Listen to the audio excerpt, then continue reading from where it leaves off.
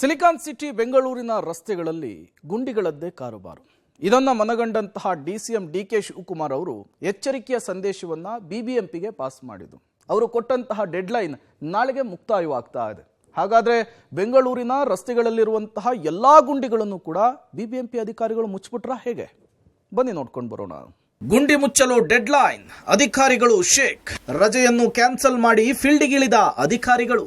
ದಾಸರಹಳ್ಳಿ ವಲಯದಲ್ಲಿ ಗುಂಡಿ ಮುಚ್ಚುವ ಕಾರ್ಯ.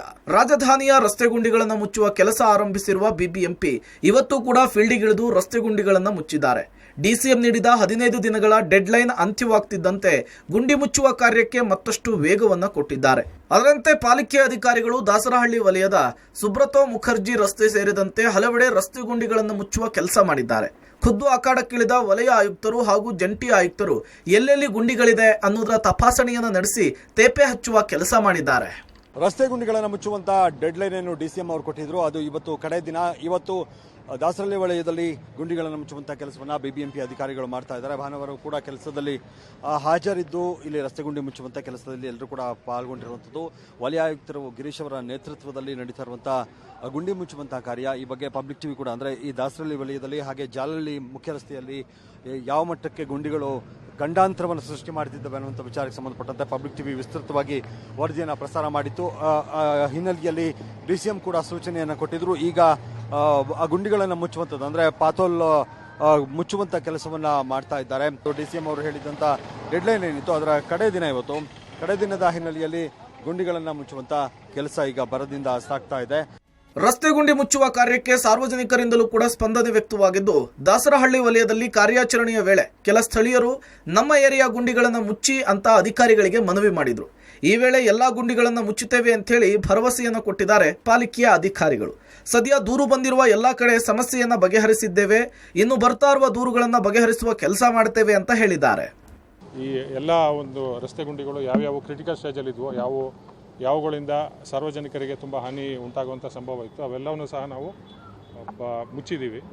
ರಿಪೇರಿ ಮಾಡುವಂಥ ಕೆಲಸ ತೊಗೊಂಡಿದ್ದೀವಿ. ಫಿಕ್ಸ್ ಪಾಟ್ ಹೋಲ್ ಆ್ಯಪಲ್ಲಿ ನಮಗೆ ಒಟ್ಟು 400 ಇತ್ತು.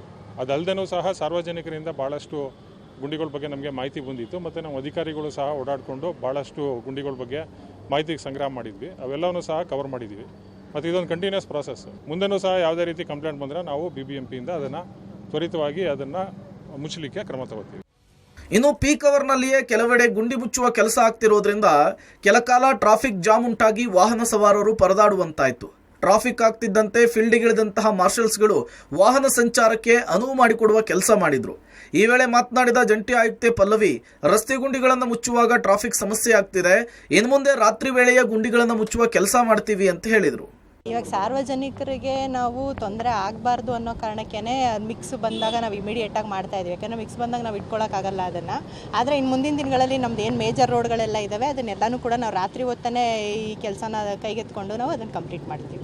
ಇನ್ನು ಡಿಸಿಎಂ ಕೊಟ್ಟಂತಹ ಡೆಡ್ಲೈನ್ ಮೀರುವ ಆತುರದಲ್ಲಿ ಬಿಬಿಎಂಪಿ ಗುಂಡಿ ಮುಚ್ಚುವಾಗ ಎಡವಟ್ಟನ್ನು ಮಾಡಿಕೊಂಡಿದೆ. ಬಸವೇಶ್ವರ ನಗರದ ವಾಟರ್ ಟ್ಯಾಂಕ್ ರಸ್ತೆಯಲ್ಲಿ ಗುಂಡಿ ಮುಚ್ಚುವಂತಹ ಆತುರದಲ್ಲಿ ಗುಂಡಿಗಳಿಗೆ ಕೇವಲ ಜಲ್ಲಿ ಕಲ್ಲನ್ನಷ್ಟೇ ಹಾಕಿಬಿಟ್ಟು ಹೋಗಿದ್ದಾರೆ. ವೇಗವಾಗಿ ಗುಂಡಿ ಮುಚ್ಚುವ ಸಲುವಾಗಿ ಹಾಟ್ ಮಿಕ್ಸ್ ಬಳಕೆ ಮಾಡಿ ಕೂಡಲೇ ತೇಪೆ ಹಾಕಿ ಮುಚ್ಚಬೇಕಿದ್ದಂತಹ ಬಿಬಿಎಂಪಿ ಕಾಟಾಚಾರಕ್ಕೆ ಕೇವಲ ಜಲ್ಲಿ ಕಲ್ಲನ್ನಷ್ಟೇ ಹಾಕಿ ಜಾರಿಕೊಂಡಿದೆ. ಇನ್ನು ಬಿಬಿಎಂಪಿಯ ನಡೆಗೆ ಸ್ಥಳೀಯರು ಕೂಡ ಆಕ್ರೋಶವನ್ನು ವ್ಯಕ್ತಪಡಿಸಿದ್ದಾರೆ. ಗಮನಿಸ್ತಾ ಇರ್ಬೋದು, ಸದ್ಯ ನಾನಿರುವಂಥದ್ದು ಬಸವೇಶ್ವರ ನಗರ ವಾಟರ್ ಟ್ಯಾಂಕ್ ರಸ್ತೆ ಏನಿದೆ ಆ ವಾಟರ್ ಟ್ಯಾಂಕ್ ರಸ್ತೆಯ ಮೈನ್ ರೋಡ್ನಲ್ಲಿದ್ದೇನೆ. ಅಂದರೆ 52ನೇ ವಾರ್ಡ್ಗೆ ಸೇರುವಂಥ ಈ ರಸ್ತೆ ಏನಿದೆ, ಈ ರಸ್ತೆಯಲ್ಲಿ ಗುಂಡಿಗಳಿದ್ವು, ದೊಡ್ಡ ದೊಡ್ಡ ಹೊಂಡಗಳಿದ್ವು. ಆ ಹೊಂಡಗಳನ್ನು ಮುಚ್ಚುವಂಥ ಕೆಲಸಕ್ಕೆ ಬಿಬಿಎಂಪಿ ಮುಂದಾಗಿತ್ತು. ಬಟ್ ಆದರೆ ಮಾಡಿರುವಂಥ ಕೆಲಸಗಳನ್ನು ನೋಡ್ತಾ ಇರ್ಬೋದು. ಯಾಕಂದರೆ ಆದಷ್ಟು ಬೇಗ ಗುಂಡಿಗಳನ್ನು ಮುಚ್ಚಬೇಕು ಅನ್ನುವಂಥ ಕಾರಣಕ್ಕಾಗಿ ಒಂದಷ್ಟು ಟೆಕ್ನಾಲಜಿಗಳನ್ನು ಬಳಕೆಯನ್ನು ಮಾಡಿಕೊಂಡು ನಾವು ಗುಂಡಿಯನ್ನು ಮುಚ್ಚುತ್ತೇವೆ ಅನ್ನುವಂಥದ್ದನ್ನು ಹೇಳಿದರು. ಅಂದರೆ ಕೋಲ್ಡ್ ಮಿಕ್ಸ್, ಹಾಟ್ ಮಿಕ್ಸ್, ಈ ರೀತಿ ಒಂದಷ್ಟು ಕಾನ್ಸೆಪ್ಟ್ಗಳಲ್ಲಿ ಗುಂಡಿಯನ್ನು ಮುಚ್ಚೋದಕ್ಕೆ ಪ್ಲ್ಯಾನ್ಗಳನ್ನು ಮಾಡಿಕೊಂಡು ಅವನ್ನು ಮುಚ್ಚುವಂಥ ಕೆಲಸವನ್ನು ಕೂಡ ಮಾಡಿದರು. ಬಟ್ ಆದರೆ ಅಂದರೆ ಆ ಡೆಡ್ಲೈನ್ ಮುಗಿತಾ ಇದೆ ಎನ್ನುವಂತಹ ಹಿನ್ನೆಲೆಯಲ್ಲಿ ಆ ಆತರದಲ್ಲಿ ಗುಂಡಿಗಳಿಗೆ ಡಾಂಬರನ್ನು ಹಾಕೋದ್ರ ಬದಲಾಗಿ ಬರೀ ಜಲ್ಲಿ ಕಲ್ಲುಗಳನ್ನು ಹಾಕಿ ಇಲ್ಲಿಂದ ಕಾಲ್ ಕಿತ್ತಿದ್ದಾರೆ. ಗಮನಿಸ್ತಾ ಇದ್ದೀರಿ, ಈ ರಸ್ತೆಯ ಮಾರ್ಗದ ಉದ್ದಕ್ಕೂ ಕೂಡ ಇದೇ ರೀತಿಯಾದಂಥ ಪರಿಸ್ಥಿತಿ ಇದೆ. ಈ ಭಾಗದ ಸವಾರರು ಗುಂಡಿ ಇದ್ದಾಗಲೇ ಎಷ್ಟೋ ಚೆನ್ನಾಗಿತ್ತು, ನಾರ್ಮಲ್ ಆಗಿ ಓಡಾಟವನ್ನು ಮಾಡಲಿಕ್ಕೆ ಅವಕಾಶ ಇರ್ತಾ ಇತ್ತು. ಈ ಕಲ್ಲೆಲ್ಲ ಹಾಕಿದ ಮೇಲೆ ಮತ್ತೆ ಆಕ್ಸಿಡೆಂಟ್ಗಳ ಸಂಖ್ಯೆ ಜಾಸ್ತಿ ಆಗಂಗೆ ಆಗ್ತಾ ಇದೆ. ಯಾಕಂದರೆ ಜಲ್ಲಿ ಕಲ್ಲುಗಳ ಮೇಲೆ ಗಾಡಿಯನ್ನು ಬಿಟ್ಟಾಗ ಸಾಮಾನ್ಯವಾಗಿ ಸ್ಕಿಡ್ ಆಗುವಂಥದ್ದು ಆಗುತ್ತೆ. ಜೊತೆಗೆ ಹೆಚ್ಚು ಕಡಿಮೆ ಬೀಳುವಂಥ ಸಾಧ್ಯತೆಗಳು ಇರುತ್ತೆ. ಅದರಲ್ಲೂ ಕೂಡ ಮಹಿಳೆಯರು ಸಾಮಾನ್ಯವಾಗಿ ಗಾಡಿಯನ್ನು ಓಡಿಸುವಂಥ ಸಂದರ್ಭಗಳಲ್ಲಿ ಅವರು ಬಹಳ ಸಮಸ್ಯೆಗಳನ್ನು ಎದುರಿಸಬೇಕಾಗುತ್ತೆ. ಒಟ್ನಲ್ಲಿ ಬೆಂಗಳೂರಿನ ರಸ್ತೆ ಗುಂಡಿಗಳಿಂದ ಕಂಗಾಲಾದ ಸಿಟಿ ಮಂದಿಗೆ ಇದೀಗ ಪಾಲಿಕೆಯ ಕೆಲಸದಿಂದ ಕೊಂಚ ರಿಲೀಫ್ ಸಿಕ್ಕಂತಾಗಿದೆ. ಇತ್ತ ಡಿಸಿಎಂ ನೀಡಿದ್ದ ಗಡುವು ಅಂತ್ಯವಾಗ್ತಿದ್ದು ರಾಜಧಾನಿಯ ಗುಂಡಿಗಳನ್ನು ಮುಚ್ಚಲು 2 ದಿನ ಕಾಲಾವಕಾಶ ಕೇಳಿರುವ ಪಾಲಿಕೆ ಬೆಂಗಳೂರಿನ ರಸ್ತೆ ಗುಂಡಿಗಳನ್ನ ಗುಂಡಿ ಮುಕ್ತ ಮಾಡುತ್ತಾ ಅನ್ನೋದನ್ನ ಕಾದ್ ನೋಡ್ಬೇಕಿದೆ. ಮಾದೇಶ್ ಆನೇಕಲ್ ಜೊತೆಗೆ Raghu Mariswamy, metro bureau, public TV.